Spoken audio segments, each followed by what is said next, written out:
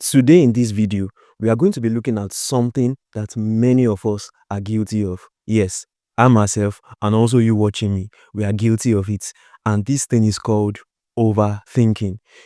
Overthinking everything, every decision. You want to start a business, you overthink it. You want to go into a relationship, you overthink it. And this thing is stealing away our productivity. So in this video, we are going to be looking at what overthinking is, what causes overthinking, why is it that overthinking is something that is so easy for people to get into, and what is the solution to overthinking. If you're excited about this video, I would like you to smack a like on the video and let's get right into it. First of all, what's overthinking? Now, I think it explains itself. Overthinking happens when you are supposed to do something or there's something that you want to do, but you never quite get into actually doing it because you keep on strategizing, thinking about every scenario that can play out. Is it going to work? Is it not going to work? What's the best way to go around it? And you keep on thinking until so much time has gone and you've not done anything. So that's basically what I'm talking about when I mean overthinking. Now, the next thing I want us to look at is why is it such that overthinking is something that is easy for the mind to get into? Why is it that we like to overthink? Why is it that it's something that the brain does quite easily? Now, the brain is not trained for taking risk. The brain is designed for us to survive, not for us to take risks. That's why we always want assurance before we do anything.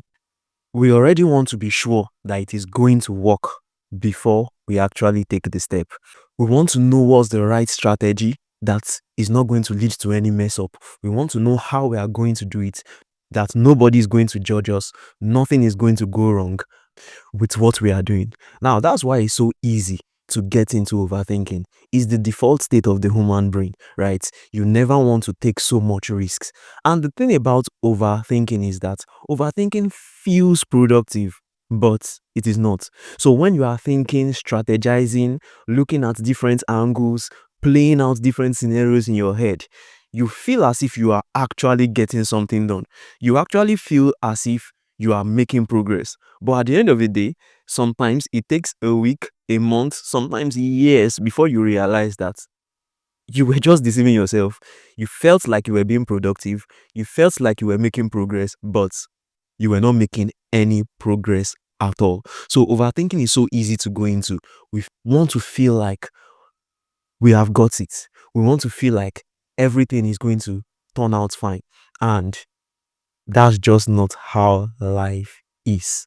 Now, having explained what overthinking is and why it is so easy for us to get into overthinking, the next thing I want to explain to us is what is the root cause of overthinking. Now, I've already mentioned some things, right? It's the way our brain is wired, and we want security, we want assurance about things that we've not already done.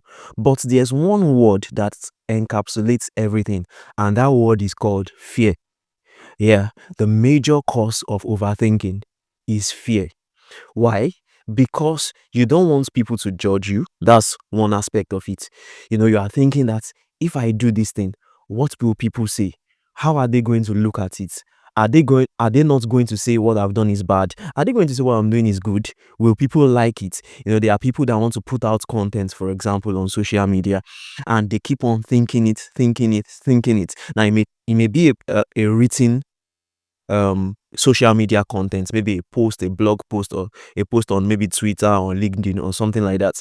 You keep on reading it again. It doesn't quite sound right. It doesn't look okay. It doesn't sound like the content of that other influencer that I look up to. And they keep on thinking and they don't post at the end of the day. Trust me, I've been there and I still am tempted to do that many times. Many times. In fact, this particular video you are watching, I've recorded it before. This is my second time recording it, and it's because of overthinking.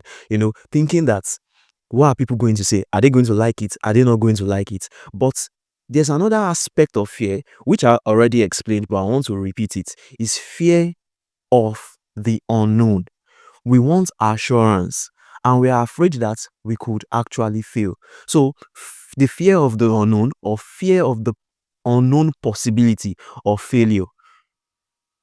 Now, at the end of the day, this is something that we just have to embrace and accept as part of life, that there are things that we will do in life and we will fail at it. In fact, a lot of the things that we will do in life, we are going to fail at it. The things that we will be successful at, most of the time, we will not be successful at it the first time we try it, or the second time, or the third time we try it. It takes some practice, some getting used to before we get successful at most things in life. You can think about a baby when you were a child. I'm sure the first time you attempted walking, you failed, right? The first time you attempted talking, you said rubbish. The first time you attempted learning how to write the letters of the alphabet, you failed several times before you got it. But after some time, we get older and we forget that the learning process includes failure, and we become afraid of that failure, and especially the judgments that we are going to receive from other people about our failure. For example, I was talking about when we're children. The difference between when we were children and when or now that most of us are not longer children is that if you are a kid, you make a mistake, nobody laughs at you. In fact, everybody is encouraging you. But now as an adult, you make a mistake, most of the time you are going to get the stick for it, right? From the public, from social media, from friends, from family. Many times you are going to be judged about it. Now we get scared about that. We start to develop some fear about that, and we forget that that is the only route to failure. Now also, this world becomes faster the older we go, and we start to feel out of place and say that is there a space for someone like me that is just learning? Like, is there anybody that is going to employ someone like me that is just learning? Is there anybody that is going to give me the opportunity? Because let's face it, many a time there's no opportunity for people that are just learning something. It's the truth most of the time. Now, I'm not saying that's absolute, but most of the time, there's no opportunity for people that are just learning something. In fact, even if you get the opportunity, there are few people that will be patient with you and understand, oh, this person is just learning, this person is just trying to get it right. Even the people that will be patient with you, most of the time, if it's a job or a skill, they wouldn't pay well. They wouldn't pay well, or it's going to come with a lot of abuse, a lot of um complaints, on and on and on and on. Now, those things, we can't do anything about it. In fact, we have to accept that it is part of life. It is the demand of success, that being excellent at something is being demanded by the society. And you have to accept that, okay, concerning this thing, I know that the society demands excellence because of competition, right? Because there are other people that are willing to get the job done and do it excellently well. There's competition and there's the demand for it being done right. You have to accept it and accept the fact that I'm not there yet. I'm not there yet. So there's always going to be instances that I will mess up. There's always going to be instances where I'm not going to get it right, especially the first time, second time, third time. Depending on what you are talking about, you may even do it 100 times and not yet get it right. But accept that that is life. That is the learning process. In fact, the criticism and the judgment should be what is keeping you on your toes and pushing you to still do more and do more and do more and do more. So we've seen what overthinking is. We've seen why it's so easy to get into overthinking, and we have seen the root cause, which is fear. But another thing I want us to see is that when you overthink, you get into a state that is called analysis paralysis, right? You keep on analyzing. I found myself in that state so many times. You analyze yourself or you analyze the situation so much that you don't do anything. You start to become a strategist. You start to become an analyst or an analyst here. You start to become an analyst and you keep on doing analysis upon analysis upon analysis. Is my idea good? I'm telling you guys that Almost everybody you meet on the road or meet anywhere, they have ideas. They have ideas. Everybody has ideas. This is how I want to make $1 million or $1 million. I'm going to do it like this. I'm going to do it like this. People even have dreams and goals that if someone should just send this amount of money to my account or someone should borrow me this money, I'll do this, I'll do this, I'll do that. I'm telling you that what separates the common person, including you, including me, that has ideas from the people that actually become successful is that the successful people don't get paralyzed by analysis. They move fast. They realize that mistakes and failures are part of the process, it's part of the journey. And they start out, they make the mistakes, they correct it, and they keep on moving. They start out, just keep on moving, keep on moving. They make their mistakes, they correct it, and they keep on going. So don't get into analysis paralysis where you've analyzed yourself even more into doubt, more into fear. That assurance that you are looking for, that it will work, you are never going to get it because nobody knows the future, right? You cannot see the future. So there is no guarantee that anything is going to work. Tomorrow, as they say, is not promised. Success is not promised. What is promised or what you can do is for you to actually get to work. So, is your plan going to be successful or is your plan going to fail? The only person that can answer that question is you. And how are you going to answer that question? By the actions you are taking. That question will not be answered before you take actions. That question will only be answered after you have done all that you are supposed to do, or you didn't do what you were supposed to do, and the results comes to play. That's the only way you can answer the question. You can't think up the answer to that question, whether that your idea, that your business plan, or whatever, that relationship or whatever is going to be successful. You can't think it up. You can act into the kind of results that you want to have. Now, we've looked at several things about overthinking. You may ask, what then is the solution? From what we've been saying, I've been teasing the solution here and there, and mentioning it in different ways. But I'll bring everything together in these last points that I'll be making on this video on overthinking. The solution to overthinking is to have a bias for action. Have an action bias. Have an action bias. Be biased for action and have a bias for speed. Get things done. Get things done. Overthinking is a habit. Needless to say, is a bad habit. You have to change that habit and turn into a habit that is obsessed with taking action. Be a person that is obsessed with taking action. Now, one thing you can do is to create routines. Create routines.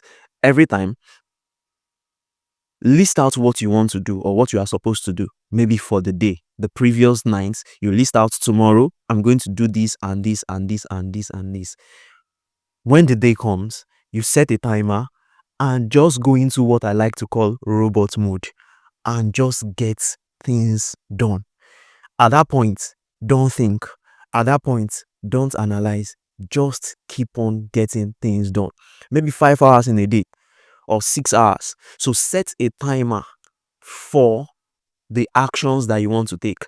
I'm going to wake up tomorrow, do a couple of stuff from 9 a.m. to maybe 1 p.m., 2 p.m. I'm going to work on this project.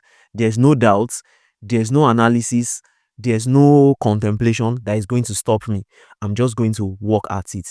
Now, I'll say the other side of it, because even though we are talking about overthinking, or we are talking against overthinking, we are definitely not talking against thinking, right? You need to think, you need to analyze. So, what I would advise you to do also, which I like to do, is to also set a timer on your thinking process, on your analysis process. So, I want to start a business and I want to do all my findings and all that.